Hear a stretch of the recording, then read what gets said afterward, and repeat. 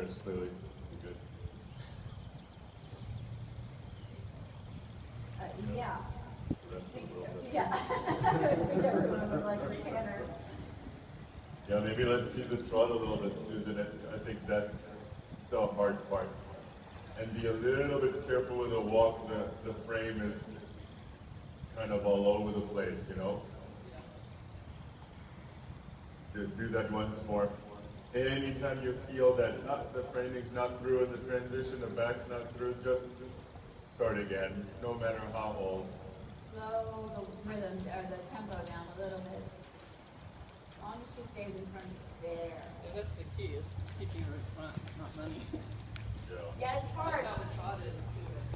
It's hard not to chase her, but only get her back in front of your leg, you know, in one or two strides, and then sit quiet and let her settle again in the walk, because if you chase her, that frame and contact is very inconsistent.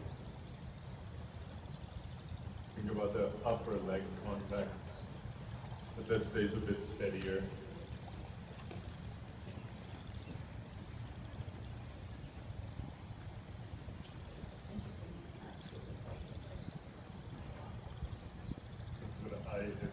Picture that's done with the feeling is obviously.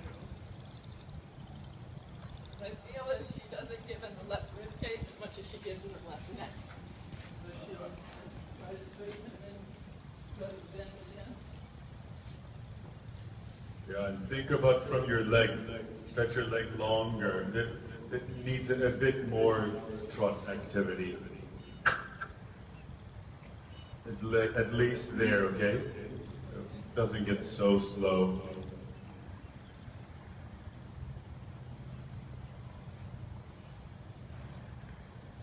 I would go right into shoulder in a little bit to get that a little through on the left. A bit more from your leg contact.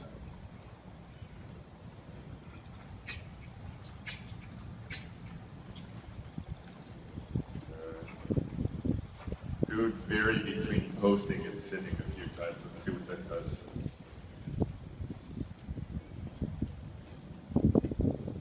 Heel down, toe up through the left. Good. And now increase your posting tempo and see if you can't get her a little bit more active. That's the better trot. That's a good one there. Good. Much better.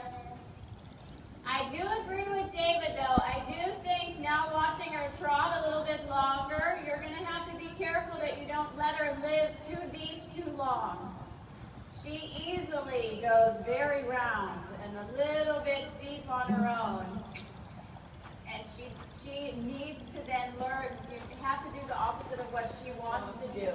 You know, I totally understand, and letting her kind of build up that strength and taking a little bit of weight off of the hind leg. However, when she wants to bury herself down in the sand, you've got to be a little bit more proactive and say, okay, now I'm going to bring you up. You can always let her have a break and ride her a little deeper a few circles, but... It looks nice there. Yeah. Like maybe just do that, like short sides a little up, and then prepare the movement a little low, and then a few strides, like middle of the long side, a little up, and then back to, you know what I mean? You said it up and down, but maybe vary that a little more often, you know? Yeah. Hands forward a little bit more, lower leg long. Stretch from your belly button to your chin and don't let your neck be loose. There you are. Good. Bit more from the right leg contact. That's a much better trot. Yeah, that's your rhythm. And you get a little up on the short side. That's what she needs to be able to do.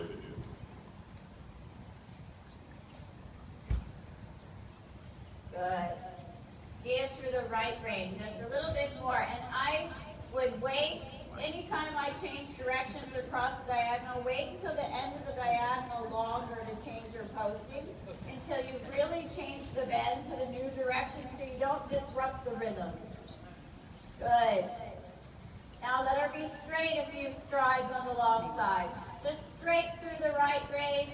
Let's go down the next quarter line and just really test her and say, can I put you really in between my legs in the chute? Nice and straight and up more in the contact. Up in the bridle. On the second track. Really test her. Make sure she's straight. Good. Now a little bit more up and hands forward. Take hips towards your hands towards the bit. Hands forward and together even more. Let her trot. Borderline. That's better. Straight through the right rein. The rhythm is better there, huh? Good. Much better. Now think inside calf. You got to keep your lower leg a little bit quieter. Wrap yourself around her and think inner calf up to your outside rein through the short end. I totally agree with the shoulder fore, shoulder in on the long side, but you've got to balance it with more straight lines. Don't constantly have her in shoulder fore position or shoulder in. One more long side and then we'll let her have a walk break. Just straight. Straight through the right rein. Right leg. Yeah, there. Now she's good. Ride her up to the bit. Yes, good. And when you're ready, keep lower leg contact down into the walk. Easy. Classic rebel. Legs. Good, I looked let her really walk. good in the neck. I loved it there. But it stayed loose, huh? Enough. There is nothing wrong with the minute she starts to tighten, when you bring her back up. Of course, you need to have help and get her a little rounder a few strides. But having watched her trot longer now, she kind of hides a little bit there. You know, and you need to say, no, you got to come up to the bit a little more. Otherwise, it's going to take you twice as long to develop the correct muscling behind for her to really be in good self-carriage. Nice horse. Yeah, really. It's kind of cool to see that because we obviously watch the Rebel every day for so long, you know. It's neat to see her. It looks like the same horse, Very similar. just young, honestly. Very neat horse.